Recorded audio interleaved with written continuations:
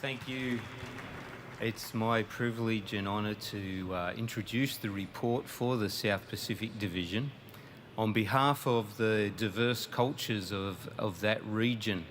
And I'm surprised that our group actually made such a noise because most of our delegates are on Zoom and we have to say hello to them.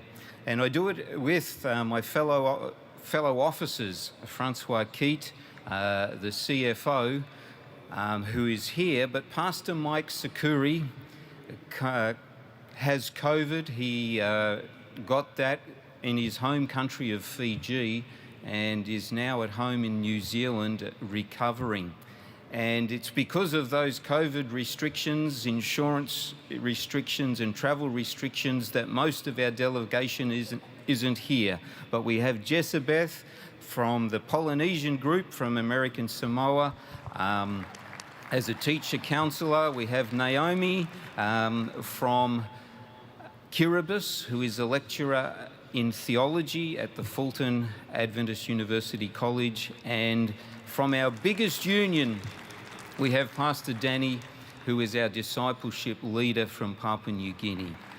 So we're glad a few of us are able to be here, but God is doing good things, so enjoy our report.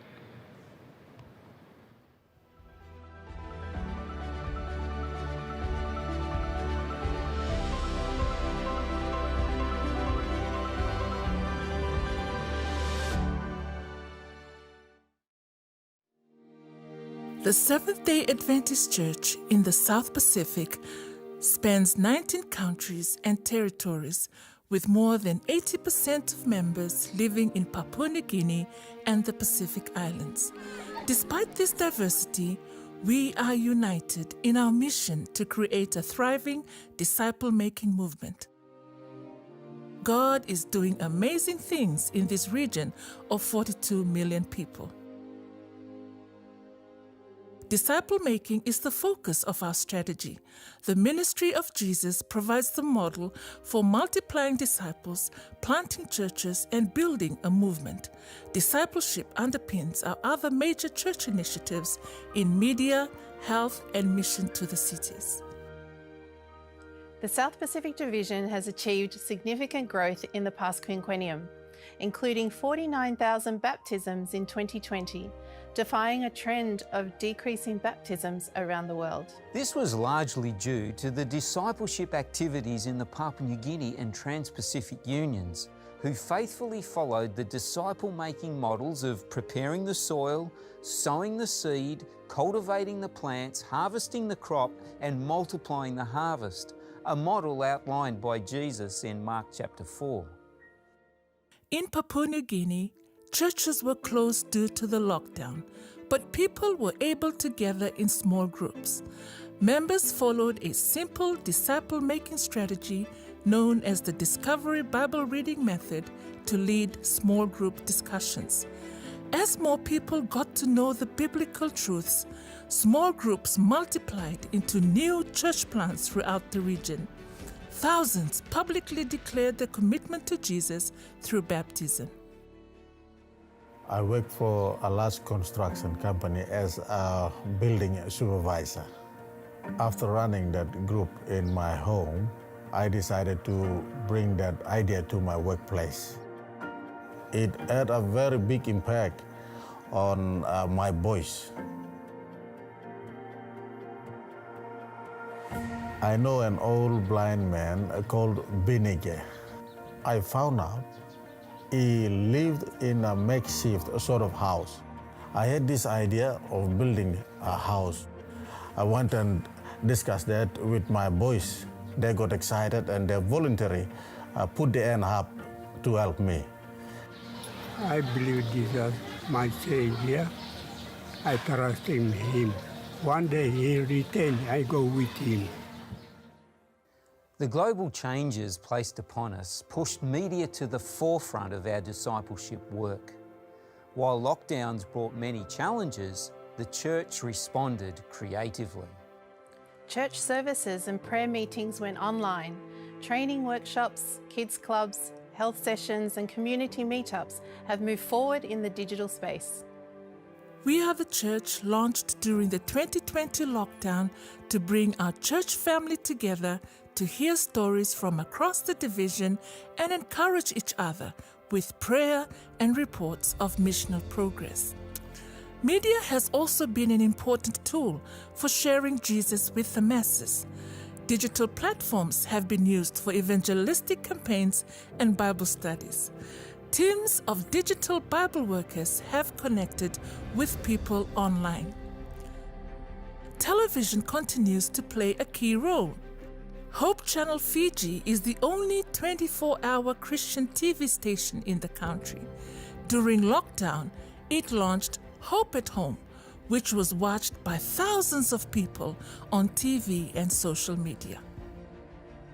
Hope Channel New Zealand is also on free-to-air TV and has a monthly viewership of 160,000 people. Having gratefully received the 13th Sabbath offering in the third quarter of 2016, Hope Channel was able to purchase new equipment and produce local programs such as the popular Finding Home series. Radio is also being used to connect with our diverse and isolated communities with the support of Adventist World Radio. Hope Radio is broadcasting in Papua New Guinea and Fiji.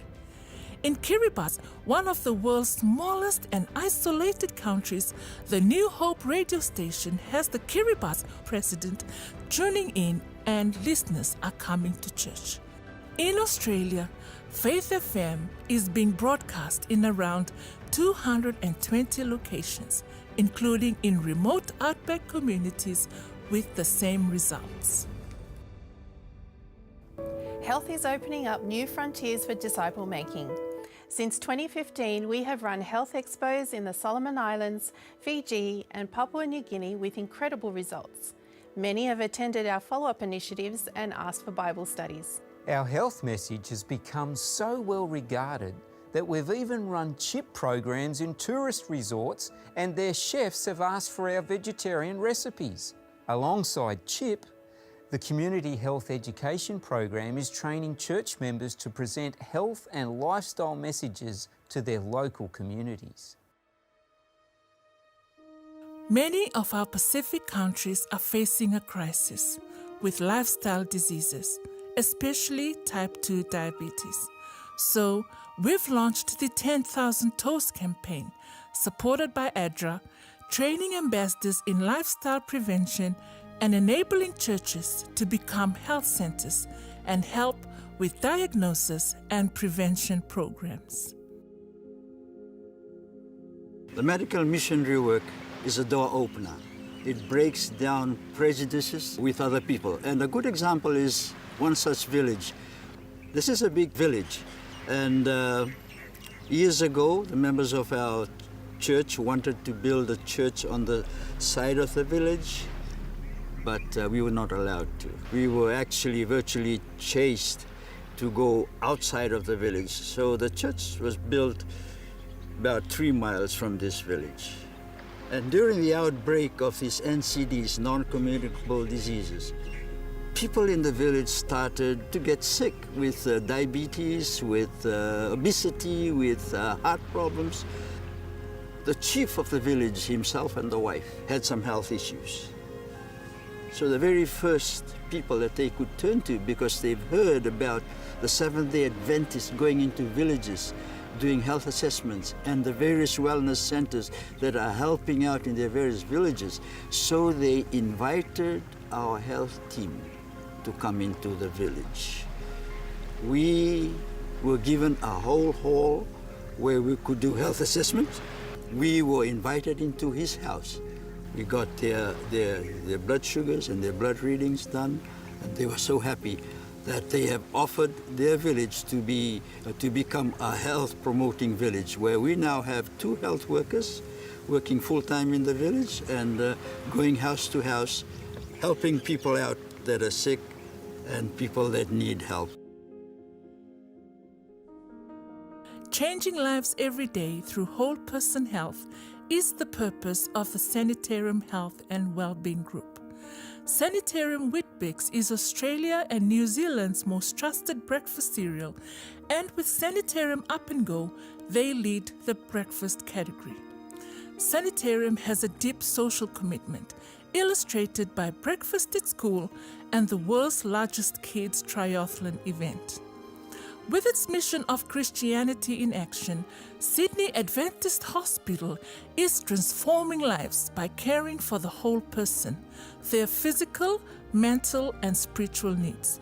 The SAN is known for its state-of-the-art technology and patient-focused care, with a world-class reputation in cancer treatment. Building relationships and connecting with people in our major cities has also been a focus of ongoing mission. In Australia and New Zealand, 86% of people live in the cities. Many are living in apartments or secure buildings, so connecting with them is not easy. So we've been coming up with new ways of ministering in urban places, aimed at building relationships and strengthening the sense of community. Creating centers of influence is an approach that is working well in our big cities. In Auckland, New Zealand, projects such as community gyms and food drives are all about focusing on the health and well-being of city residents. Education is another important ministry area that remains active and influential in transforming lives for Jesus. When we introduce our students to the value of God's wisdom and His Word, their performance improves in all aspects.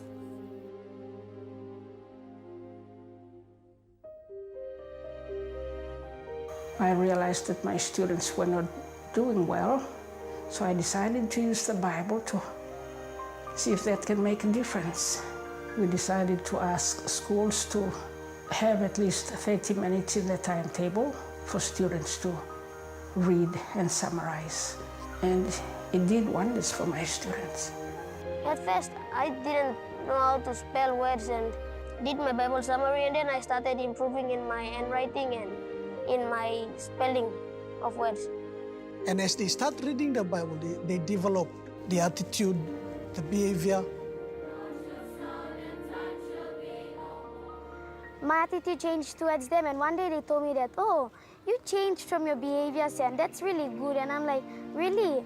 And they said, yeah, that's good. And I'm like, oh, thank you. I think it's because of the Bible summary and because God changed me.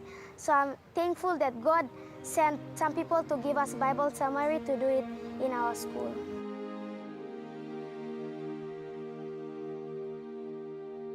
It has helped me to dig deeper into the Word of God, helped me to study the Word even better than I was before I was introduced to the Bible summary. When I started asking those WH questions, it began to open up the Bible to me. It was like a treasure that I had to dig up out from the ground. And I began exploring things that I never knew were in the Bible. We decided to go to the rest of the country, where we introduced it to all our Adventist high schools, and maybe I should add that the government schools have also picked up on that. We're also sharing that with the government schools, with the same results. I think the most exciting part of this is the fact that we found that it also helped change behaviors. And when you see students walking into the water of baptism, that's an exciting thing we don't want to miss. Across the division, 70,000 World Changer Bibles have been distributed for personal Bible study, along with resources that equip and encourage students to become disciple makers. At Pacific Adventist University in Papua New Guinea, students have been busy planting churches on and off campus. In Australia, Avondale University is transforming lives through weeks of worship and service projects. In fact, Avondale University Church has experienced the largest number of baptisms in North New South Wales Conference. God has blessed His work in the South Pacific, and many have come to know Him despite the global challenges that we all have faced.